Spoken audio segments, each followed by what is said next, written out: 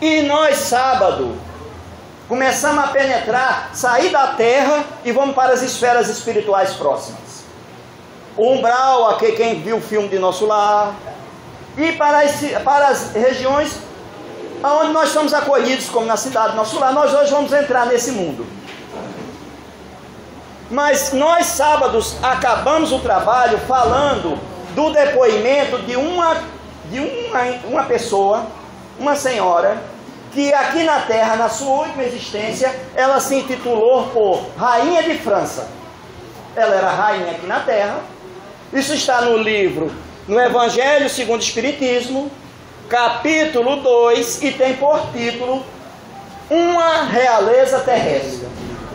Eu não vou ler a mensagem toda, eu trouxe apenas as partes de destaque, para quem não ouviu sábado, para que ele possa entrar. Então essa rainha se comportou como todo mundo aqui sabe, quando nós estamos no patamar de cima: intolerância, vaidade, opressão, escravatura, etc, etc.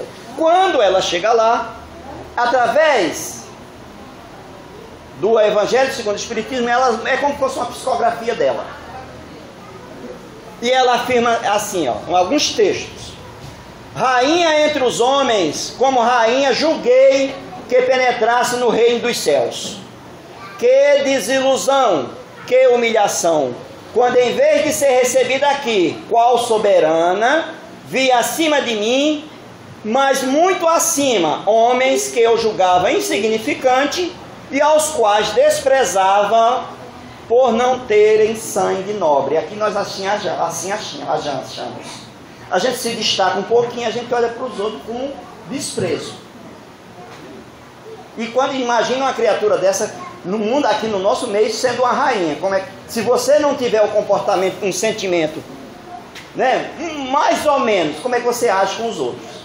Então ela continua, nós falamos sobre isso e explicamos. Eu só estou lendo hoje para que a gente possa entrar na seguinte: para se granjear o lugar nesse reino, são necessárias a abnegação, a humildade, a caridade em toda a sua celeste prática, a benevolência para com todos.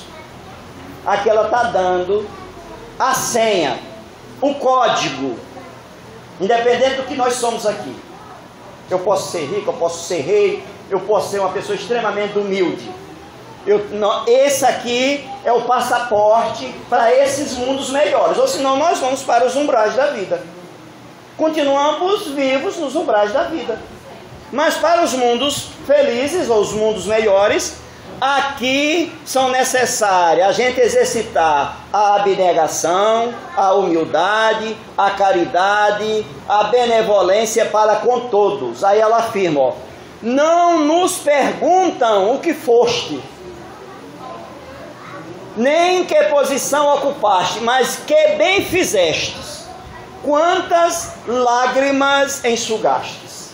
É isso que eles nos perguntam lá. Aliás, eles perguntam só para ver o que a gente vai responder, que eles já sabem. Quem estava assistindo aqui a live do nosso querido Haroldo foi bem explicativa. Que nós somos, né, um cartão de memória expressando as imagens do que nós somos. Eles perguntam só para ver o que é que nós vamos responder, porque aqui nós podemos fingir e disfarçar, lá não. Como o Haroldo aqui explicou. Eu sempre falo isso aqui, olha quantas vezes eu já falei sobre isso aqui. Só que o Haroldo tem uma didática, né, incomparável para falar sobre esses fatos. E ela continua: correm os homens por alcançar os bens terrestres, como se houvessem de guardar para sempre. Aqui, porém, todas as ilusões se somem. Cedo se apercebem eles de que apenas apanharam uma sombra e desprezaram os únicos bens reais e duradouros. Os únicos que lhes aproveitam na morada celeste. Os únicos que lhes podem facultar acesso a esses mundos. Aquele que nós abordamos ainda agora. É esse o passaporte. Mas, como nós aqui falamos sábado, essa aqui é uma rainha. Isso não quer dizer que ela estava nessa dificuldade porque ela era rainha. Simplesmente pelo o uso que ela fez. Do título que ela tinha. Ela poderia ser uma rainha e estar nos mundos celestes. Porque pobreza no campo da matéria, ou pobreza ou riqueza, isso não é avaliação para que lugar eu vou. Assim como nós vamos ver, eu citei aqui que nós vamos ver uma condessa que ela está nos mundos felizes. Assim como nós temos rainhas, pessoas que têm bens materiais, que estão em condições melhores, nós temos pobres, que ele pode ser até mendigo, se ele não se comportar diante desse contexto aqui, não é porque ele é pobre que ele vai para algum lugar melhor. A pobreza e a riqueza nós temos mais compromisso com ela, que nós poderemos exercitar, né? É um recurso a mais, tanto para a gente avançar como para cair. Imagine nós com bens materiais, a grande maioria nossa, que nós somos capazes.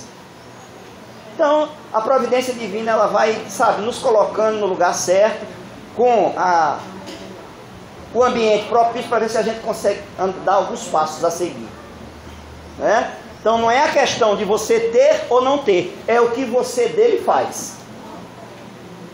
Né? A gente vê tantas pessoas humildes, mas com a intolerância, com a arrogância, com um orgulho inimaginável.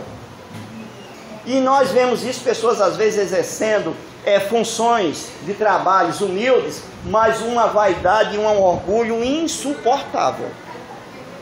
E nós vemos pessoas já com a hierarquia que elas são extremamente delicadas e compreensivas. Então, o ser em si não quer dizer, só que como nós aqui citamos, né? São ferramentas diferentes. Então, nós prometemos às pessoas que aqui estavam que a gente ia trazer o depoimento da condessa que está nos mundos felizes. Isso se encontra no livro O Céu e o Inferno, que faz parte do Pentateuco de Kardec, aonde espíritos conseguiram trazer mensagens das regiões espirituais que eles se encontravam lá. Então nós temos mensagem aqui, lições de todo, praticamente de ambientes felizes, medianos e ambientes de sofrimentos. Essa aqui, ela se titula por Condessa Paula, é uma mensagem longa, porque eles começam trazendo a forma como ela se comportou aqui. Era uma condessa, mas uma condessa que ela tinha condescendências com os seus, independentes, trabalhava sempre para diminuir o sofrimento daqueles que se acercavam, né? Só para a gente, eu vou ler só o primeiro texto aqui. Bela, jovem, rica e de estirpe ilustre, esta era também perfeito modelo de qualidades intelectuais e morais. Faleceu com 36 anos de idade em 1851. Seu necrório é daqueles que podem resumir-se nestas palavras por 1000 bocas repetidas. Porque tão cedo retira Deus tais pessoas da terra. Não é assim que a gente fala quando a gente vê as pessoas boas ir. Então aqui eu não vou ler as características dela, porque é muito grande. Eu vou ler aí, depois de 10 anos, essa moça desencarnou, e ela vem dar uma mensagem lá em Paris. E eles colocaram nesse livro. Eu vou ler a mensagem dela. É um pouco grande, mas a gente vai lendo com paciência, com tolerância, né? Então ela começa aqui dizendo, olha, isso aqui são palavras da condessa. Nós vimos a rainha se churumingando, porque chegou lá, não encontrou o que ela imaginaria, né? Agora essa condessa, diz ela, ó, tendes razão, meu amigo, em pensar que sou feliz. Assim é, efetivamente, e mais ainda do que a linguagem que pode exprimir, conquanto longe do seu último grau. Mas eu estive na terra entre os felizes, pois não me lembro de haver aí experimentado um só desgosto real. Então ela tinha uma boa vida. né? Essas pessoas que têm essas vidas em abundância. Juventude, homenagem, saúde, fortuna, tudo que entre vós outros constitui felicidade eu possuía. O que é, no entanto, essa felicidade comparada àquele desfruto aqui? Ela já faz uma pergunta. Aonde ela está, ela diz assim, né? O que é essa felicidade que desfruta agora com relação a essa que ela tinha aqui? Imagina, nós queremos tanto a daqui, ela está dizendo que não tem comparação lá no ambiente que ela se encontra. Esplêndidas festas terrenas em que se ostentam os mais ricos paramentos, o que são elas comparadas a estas assembleias de espíritos resplandecentes de brilhos que as vossas vistas não suportariam? Brilho que é o apanágio da sua pureza. Essas festas pomposas que a gente vê aí, né? Que a gente tanto deseja estar lá. Ai meu Deus, por que é que eu não estou lá naquela festa? Nas regiões fora daqui tem melhor. E muito melhor. Que é o que ela está aqui dizendo onde ela se encontra, né? Os vossos palácios de dourados salões, que são eles comparados a estas moradas aéreas? Vastas regiões do espaço, matizadas de cores que ombriam o arco-íris. Os vossos passeios, a contados passos nos parques, a que se reduzem comparado aos percursos da imensidade mais sérios que um raio. Essas criaturas, quando eles chegam num estágio dessa jovem aí, eles se deslocam de um ambiente, do espaço para outro, com a velocidade superior à da luz. Me pergunte como, que eu não sei, que eu ainda não faço esses trajetos, mas eles dizem que a locomoção deles de um ambiente para outro no espaço, a velocidade ultrapassa a velocidade da luz, que a ciência humana já conseguiu medir, e é 300 mil quilômetros por segundo. Assim como os nossos pensamentos também. A nossa ciência humana ainda não foi capaz de medir a velocidade dos nossos pensamentos, segundo essas mesmas inteligências. O nosso pensamento viaja com a velocidade maior do que a da luz. Por isso que a gente... Imaginemos, para a gente imaginar, pensamos na China agora. Automaticamente, o que é que vem na nossa visão? China. Não fechamos nem os lábios. A nossa imagem já está lá na China. Né? São as velocidades dos nossos pensamentos, que atingem não o mundo físico, mas o mundo espiritual também. Os nossos pensamentos fazem essas mesmas viagens para essas esferas extrafísicas. Horizontes nebulosos e limitados que são comparados ao espetáculo de mundos a se moverem no universo infinito, ao influxo do Altíssimo. E como são monótonos os vossos concertos mais harmoniosos em relação à suave melodia com que faz vibrar os fluidos do éter e todas as fibras da alma.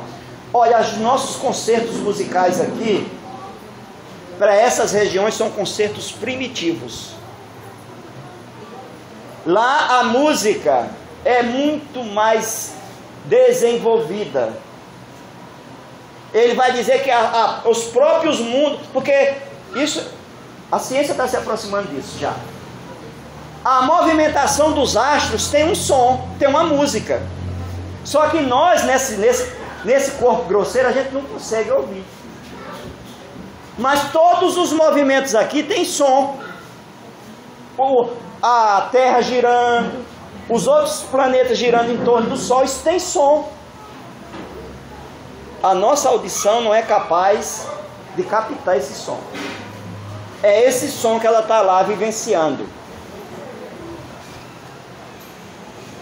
E como são tristes e insípidas as vossas maiores alegrias, comparada à sensação inefável de felicidade que nos satura todo o ser como um eflúvio benéfico, sem mescla de inquietação, de apreensão e de sofrimento. Nada disso ela tem lá.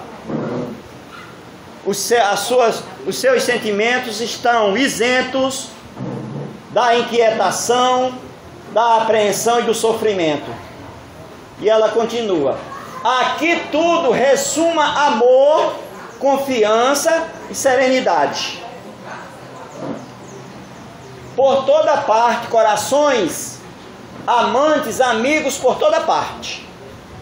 Nem invejosos, nem ciumentos.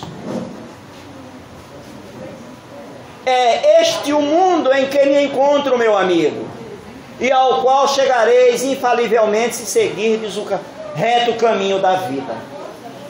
Então, quando nós aqui falamos que nós queremos um mundo desse aqui, não é fantasia não. Não é fatos ilusórios. Porque assim como nós progredimos, os mundos também progridem. E um dia o planeta Terra prevalecerá isso que esse espírito aqui está dizendo.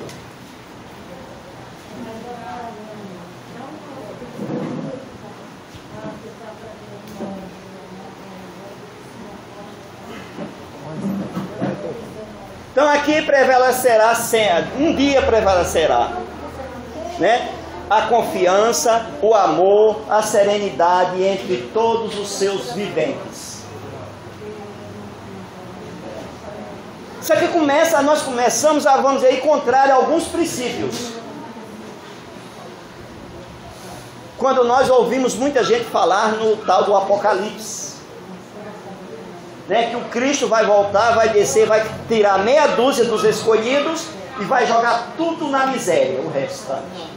Nós não temos a divindade ou a nossa jornada evolutiva com esses princípios. É bem verdade que para que esse mundo se torne um mundo onde prevalecerá o amor, a serenidade, vai ter que ter muita saculejada. Não tenho dúvida. Mas não na condição de vir aqui buscar meia dúzia e largar o restante. A felicidade uniforme fatigaria, no entanto, e assim não acrediteis que a nossa seja extreme de peripécias, nem concerto perene, nem festas intermináveis, nem beatífica contemplação por toda a eternidade, porém o movimento. Então, quanto mais a gente avança, aquele que ainda está acreditando que vai para o paraíso, ficar inativo, aqui eles estão dizendo que nós estamos equivocados. Eu acredito que sim, eu pelo menos já acredito que sim. Como ela diz aqui, que se tornaria uma coisa monótona. Se depois da nossa eternidade a gente fosse ficar na inatividade. Alguém aqui já teve a experiência de ficar muito tempo sem atividade para ver como é que cansa? O que aconteceu agora com a nossa pandemia? Que o pessoal, a boa parte, foi obrigado a ficar em casa. O que estava acontecendo com o povo? Estava tendo o quê? Processo depressivo, né? E foi só menos de um ano. Imagina a eternidade. Se você ficasse lá inativo a eternidade. Né? Então a atividade, ela diz aqui, ó, atividade sempre. Só que as atividades aqui, nessas regiões aqui, já é uma atividade de trabalho coletivo, do bem. Esse trabalho aqui tem o mesmo prazer, esses espíritos, nesse trabalho aqui, nessas atividades aqui, tem o mesmo prazer da gente ir no Maracanã assistir o nosso time jogar.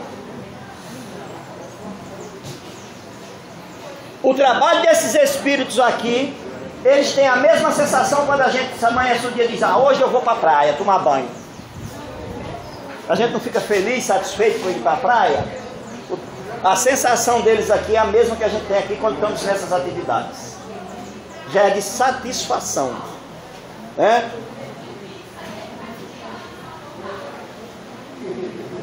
As ocupações, posto de isentas de fadigas, revestem-se de perspectivas e emoções variáveis e incessantes, pelos 1000 incidentes que lhes filiam. Tem cada qual sua missão a cumprir. seus protegidos a valer, amigos terrenos a visitar, mecanismos da natureza a dirigir, almas sofredoras a consolar. E o vai e vem não de uma rua a outra, porém de um mundo ao outro, reunindo-nos, separando-nos para um momento, para novamente nos juntarmos. E reunidos por um ponto, comunicamos-nos o trabalho realizado, felicitamos-nos pelos êxitos obtidos, ajustamos-nos mutuamente, nos assistimos nos casos difíceis. Finalmente, assegurai-vos que ninguém tem tempo para enfadar-se por um segundo que seja. Essa atividade dela aqui. Vamos ler de novo a atividade desse espírito, ou desses espíritos? Quais são? Tem cada qual sua missão a cumprir.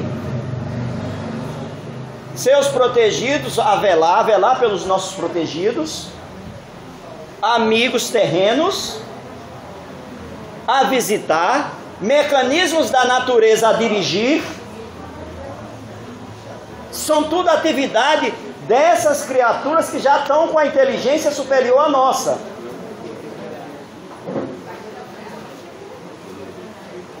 Almas sofredoras a consolar. São eles que vêm nos consolar. São eles que vêm nos assistir. Muitos no trabalho de hoje se dirigem dessas regiões. Tem alguns aqui que estão hoje aqui presentes, prestando assistência a nós aqui quando a gente pede. Mas ela vai dizer que não fadiga, ela não sobra um minuto para se fadigar. Então quem está esperando a aposentadoria depois dessa existência vai se sentir contrariado. Só que o prazer é outro, né?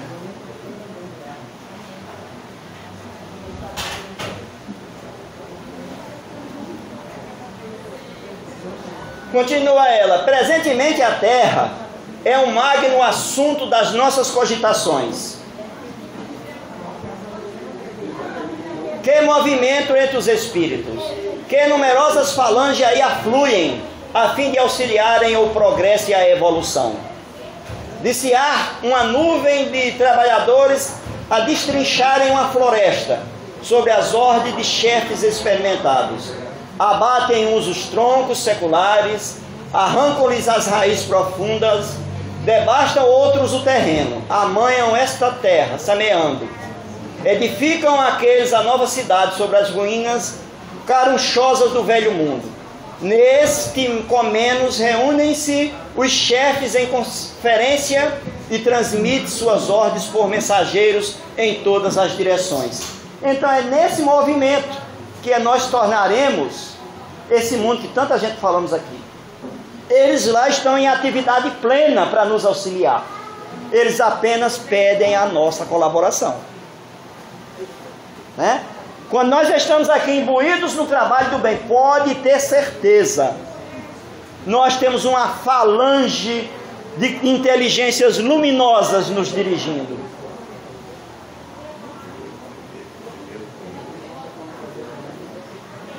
Ao inverso também, infelizmente, acontece.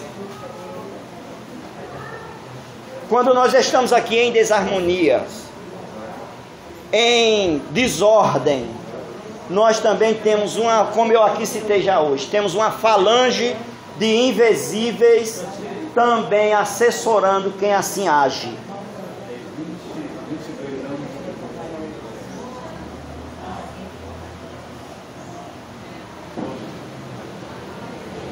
Ele continua: a terra deve regenerar-se em dado tempo, pois importa que os desígnios da providência se realizem, e assim tem cada qual o seu papel.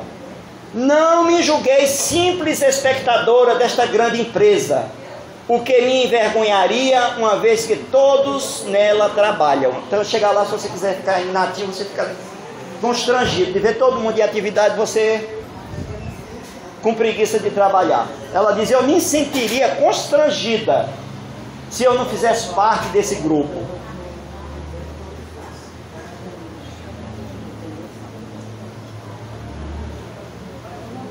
Não foi sem luta que eu alcancei a posição que eu ocupo na vida espiritual. Não foi sem luta, não foi privilégio. E como nós citamos aqui, ela foi uma boa condessa. Mas nós aqui vamos entender nessa parte final que não foi só nessa existência que ela construiu toda essa perfeição. Essa perfeição nossa precisa de um trabalho contínuo de aperfeiçoamento e de progresso. Então, às vezes a gente, até nós espíritas, né, que abraçamos essa ideia e que nos dedicamos a trabalhar no bem, a gente imagina que nós já estamos com a missão cumprida. Não. Talvez sejam os primeiros passos. Olha, vamos ler aqui a mensagem dela para a gente entender melhor. Pode chamar, viu? Elidão da Silva Cunha, Juliane Tavares, Monique Ramos, Maria José Silva, Sandra Oliveira, Fernanda de Jesus, Maria do Rosário, Maria do Socorro, Arthur Bento, Gabriel Bento, Aldemir Bento, Rosângela Alves. Então diz ela: não foi sem luta que eu alcancei a posição que eu ocupo na vida espiritual. E ficais certo de que a minha última existência, por mais meritória e proveitosa vos pareça, não era só por si só o tanto suficiente. Em várias existências, vou ler bem devagarinho, passei por provas de trabalho e miséria que voluntariamente havia escolhido para fortalecer e depurar meu espírito. Dessas provas tive a dita de triunfar, vindo a faltar, no entanto, uma, porventura de todas as mais perigosas, a da fortuna e bem-estar materiais. Um bem-estar sem sombra de desgosto. Nessa consenti o perigo, e antes de o tentar, eu quis sentir-me assaz forte para não sucumbir. Deus, tendo em vista as minhas boas intenções, concedeu-me a graça do seu auxílio. Muitos espíritos arques seduzidos por aparências presunçosos escolhem essa prova, mas fracos para afrontar-lhes os perigos, deixam que as seduções do mundo triunfem na sua inexperiência. Então, até para você ter bens materiais, você tem que se capacitar. Eu tenho comentado isso, eu sou até repetitivo. A gente às vezes começa a questionar a gente mesmo, a gente às vezes luta tanto, às vezes para adquirir as coisas, né? A gente trabalha e a gente vê que as coisas estão ali bem amarradinhas. Já tem outras pessoas que ela não tem tanto esforço e as coisas até andam melhor do que a gente, né? Tem mais sucesso do que a gente. E a gente às vezes poderia imaginar, como eu já imaginei muitas vezes, poxa, não é possível. Qual é a medida de Deus? Né? Às vezes a gente somos pessoas trabalhadoras, cumpridoras dos nossos deveres, somos pessoas até caridosas, mas a coisa não anda com a velocidade que tanta gente queria. E já tem outras que não vai naquela da música do Zeca Pagodinho, deixa a vida me levar, e ela leva mesmo, né? Agora eu entendo, agora eu não pergunto mais isso a Deus. Agora eu digo, meu Deus, por que eu acredito que eu não esteja capacitado, né? Certamente eu ia cair em buraco maior se todas as minhas vontades divinas fossem feitas, né? Então, vamos nos preparar todos, em vez de se maldizer, né? Em vez de ficar achando que Deus olha mais para um do que para outro. Isso é muito comum quando a gente vê hoje em dia, por exemplo, só um exemplo, né? Nós vemos os nossos craques do futebol aí ganhando dinheiros incalculáveis. E a gente diz, mas Deus é muito ingrato, né?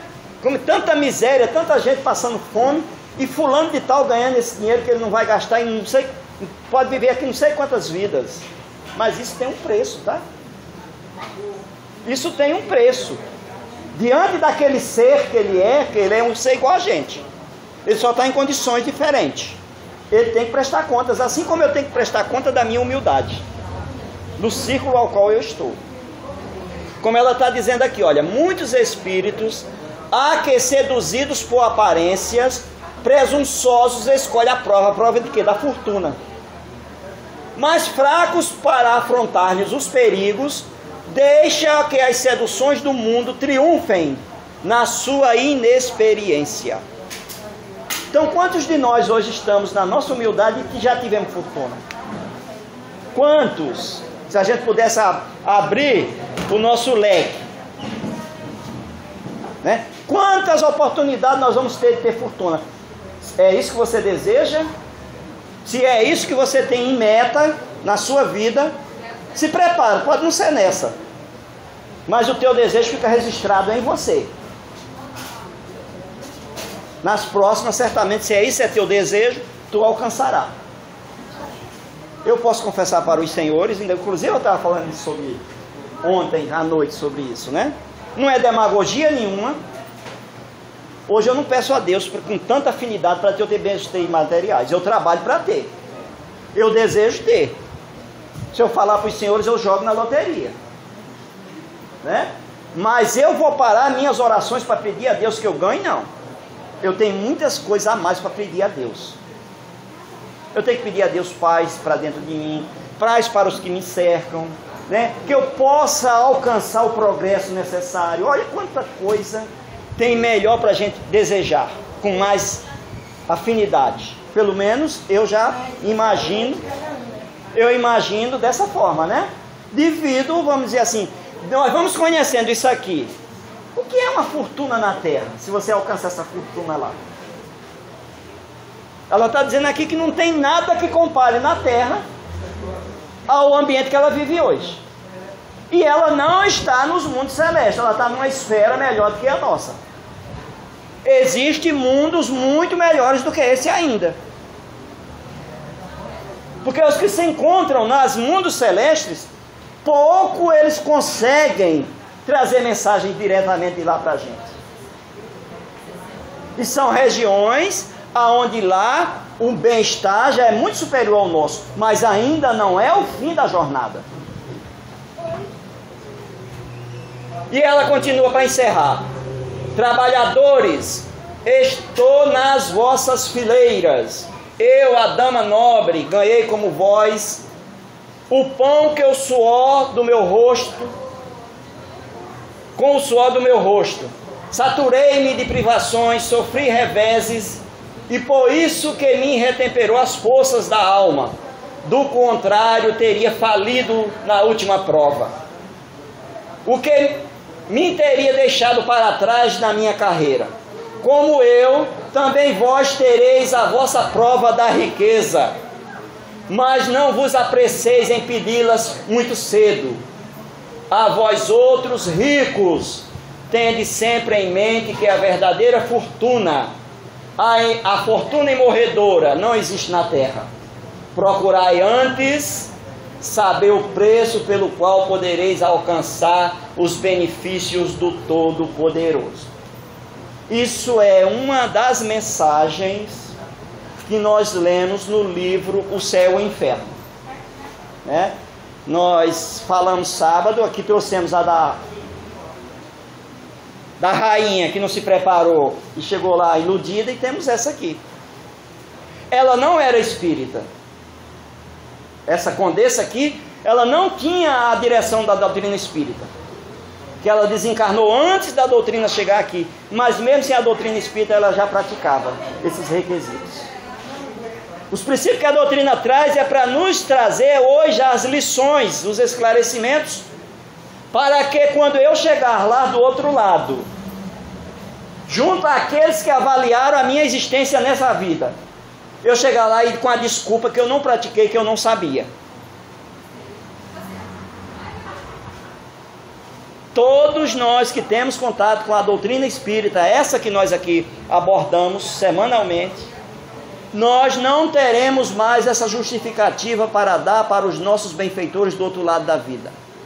Esses benfeitores a gente pode chamar ele de anjo guardião, se você quiser. Dizer, olha, eu não sabia que eram os princípios para mim me libertar da terra, eram esses que tanto aqui é apregoado. Lá nós vamos ter que ter outra justificativa.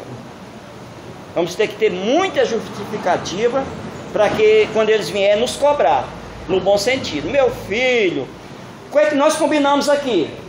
Qual foi a tarefa que você disse que ia dessa vez tentar vivenciar na terra? E você vai ter que baixar a cabeça e dizer, infelizmente eu falhei, mais uma vez. Essa é uma das missões da doutrina espírita aqui, trazendo esses relatos da espiritualidade maior para cá.